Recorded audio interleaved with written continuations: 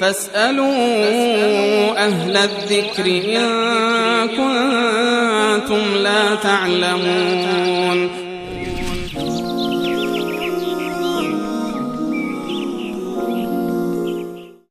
سوال بعدی بیننده در مورد این است که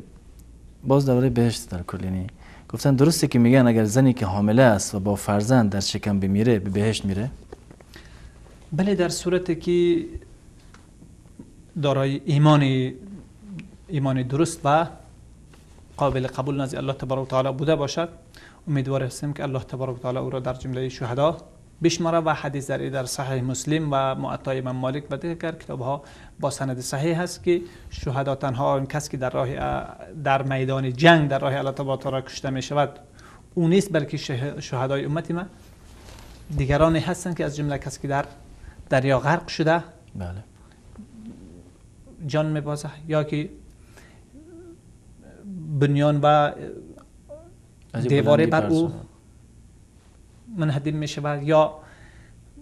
زنی که در حالت در اثر وضع حمل جان میبازه و چیزهای دیگری هست که در مجموع طاعون هست، مرضهای وبایی که گرفتار می شوند و مرضهای شکم درد و که قبض و بعضی چیزهای، یعنی امراضی که قبلا خطرناکتر بود و فعلا علاجی او آسان تر هست. تمام اینها انواع و اشکالی هست که در حدیث صحیح از پیامبر اکرم صلی الله علیه و آله در صحیح مسلم، موطا امام مالک و دیگر کتاب‌ها، سنن ابو داود و دیگرها آمده که اینها جزئی از شهدای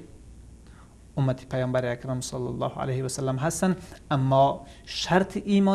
ایمان درست با اونها لازمی هست. قسمی که او